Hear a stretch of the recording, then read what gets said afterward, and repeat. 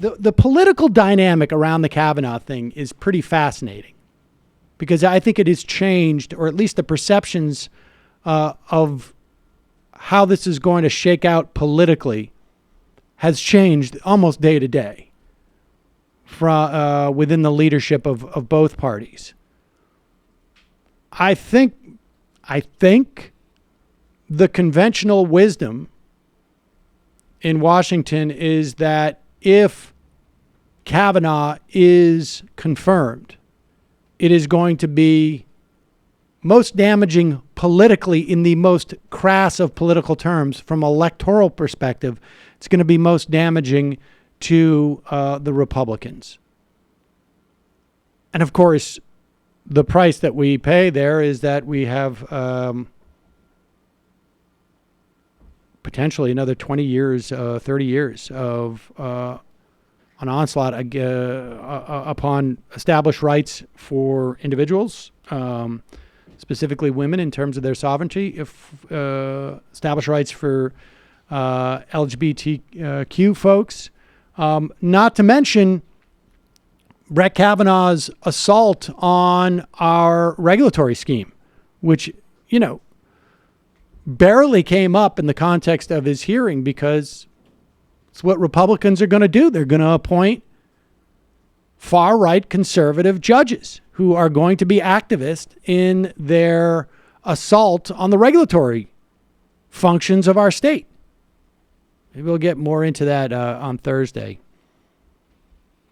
But one of the other aspects of the political fallout of the Kavanaugh hearings is that Republican candidates have to respond to this. And many of them, and certainly not the majority, but a significant number of them, don't have the ability to do so because they are so ignorant as to the idea that women are not chattel, that they can't express themselves in a way that doesn't come off as bat crap crazy. We are in Todd Aiken legitimate rape territory. And along those lines, I give you Representative Kevin Cramer, the U.S. Senate candidate for North Dakota. I mean, this is amazing footage that we're about to play. And this is who Heidi Heitkamp is running against. At the end of it, the most amazing thing about this is that it's still a race after this guy says this. It gives you a sense of just how impenetrable Republican voters are in a state, with all due respect, Matt, like North Dakota. Here is Representative Kevin Cramer. He is on a local channel, one which the host of this channel has already blocked, Matt. It's very friendly to the Republicans. So he is on home safe territory. Block that little luck bastard. He is being cradled in his mama's arms here. And watch what happens. I want to play for you a little bit about what was on Meet the Press on Sunday of your radio interview, and then give you a chance to respond. I didn't even know it made Meet the Press. Here's some of what you said, according to Chuck Todd. Yeah. These are teenagers who evidently were drunk, according to her own statement. That they were drunk. Nothing evidently happened in it all, even by her own accusation. Again, it was supposedly an attempt or something that never went anywhere. So at that point, had you seen her actual statement? Yeah. Because it never says she was drunk in it. Well, she admits she's a 15-year-old that had been drinking at a party that, how many 15-year-olds handle a lot of alcohol, 36 years ago, when it wasn't that common, by the way, Chris. 36 years ago, it wasn't that common for 15-year-olds to be at booze parties. Pause it for 1 second. 36 years ago, I was 15 years old. Was it common to be at booze parties? I was 15 years old. And I will tell you. What was it like back then? Tell us. Was it common to be at booze parties? When you would take the horse and buggy to the town square and everybody would have hard apple cider, I got news for you. And this guy knows it. Yeah, girls drank. Dad 36 said I years could ago. borrow the carriage tonight. Yeah. Girls drank, boys drank, everybody drank. Probably a lot more than they drink today, to be honest with you. I think that's probably, there's data to that effect. But continue. Booze parties. The other thing is, remember, they didn't play the first part of that. The part about the Anita Hill, Clarence Thomas. Correct. There's no context to there. That's what they do on NBC, by the way, and MSNBC and CNN and all the rest. So, again, this is their way of making sure they're trying to level the playing field. But to be fair, you said in that quote there, nothing evidently happened in it at all, even by her own accusation. But in her own statement, she says, Kavanaugh was on top of me. He was laughing. He pushed me into the room. She doesn't say it here, but Kavanaugh's hand was over her mouth. Right. He was trying to undress her. I think most women would say something definitely happened. Right, that I get. My point was that there was no type of intercourse or anything like that. That was my point, that nothing happened in terms of a sexual event beyond, obviously, the attack. Now, if it's true, here's the other thing, Chris. Pause it. I love how he says, we got to go back. I love how he says, beyond, of course, the attack. And he just drops, like, the attack. The attempted rape. Nothing sexual beyond the sex attack. Right. There was no actual penetration because someone stopped the attempted rape. Exactly. So that's what I mean by nothing happened. Right. The hand over the mouth, yes. It didn't go anywhere, though, after Right. the hand over the mouth. After the hand over the mouth, and he tried to take this. Doesn't count. But even he realizes, like, how do I get out of this? And he chooses by saying the attack, the word attack, by just sort of swallowing, like, the attack. And then, like, just nothing go back. Happened in terms of a sexual event beyond, obviously, the attack. Now, if it's true, here's the other thing, Chris. We don't know that any of that happened. That's my point.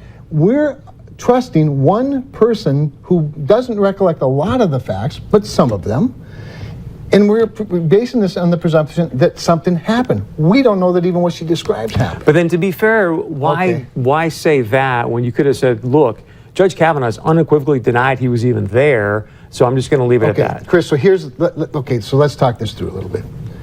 I do 200 radio shows a year. Heidi Heitkamp talks to her brother occasionally. Do I love to think out loud? Do I love to have direct access to the people of North Dakota? Yes, I do. Yes, I do. I mean, what's amazing to me, honestly, is that this guy is not announcing, like, I'm going to drop out of the race today because obviously there's no way I can possibly win. Like, the idea that this is still a close race in that state leads me to believe that there is virtually nothing that could happen that would inhibit a Republican from having a viable chance in that state. Yeah, right.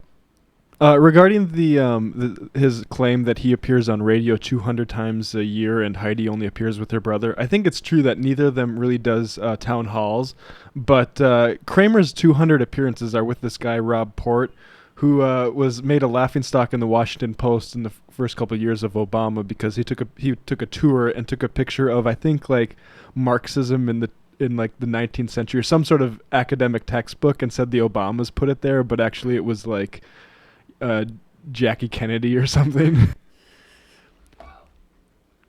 Communism. What is absolutely stunning, though, is that the guy is saying, I said these things because I do so many radio shows and so many like that. I like to think out loud. Yet we have just seen him with the perfect opportunity to reinterpret what he said on that radio show and completely say all this stuff again. Well, I do hundreds of TV appearances.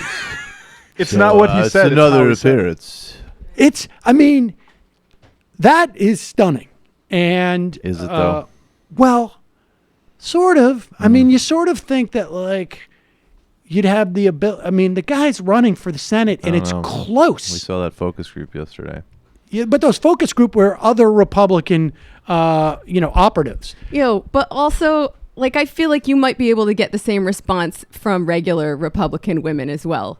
Like, they didn't care about grab them by the pussy. Like, why do we think they're going to care about this? I don't know. On the margins, I think some. I think some will care. I just don't know if it's going to be enough to keep Heidi in office. It's stunning. It's stunning. Think about all the good things we're doing. Because globally. this guy, you don't even have to believe Kavanaugh is guilty of anything to look at this guy and say, there's something wrong with this guy. Right? Like, he's saying that he is completely discounting the idea of an attempted rape. And when he gets called on that, he's like, well, we're not even sure if it happened. But he first says, he dismisses the concept of it. Yeah, they really need to go with one thing or the other here. You shouldn't be doing that in the same breath. I wonder about that though. If there's some like short-term tactical, just by having the issue so muddied, them playing defense 2 areas, it might not be working for them. I think that's right. 3 areas with the doppelganger theory. Not to mention, there was another guy there who had just gotten candied apples from the party, so we're hearing, that looked just like him. It's another guy. We'll go being through. that as it may, nothing happened, and I'm on TV literally every second of my life. Unlike Heidi. We will go through. That was a weird thing. Oh, Heidi She just does talks talk to her brother. Anyways, Um, there was a third member of the room. all right, Third we got to take a gunman, break. if you Head will. to the fun half.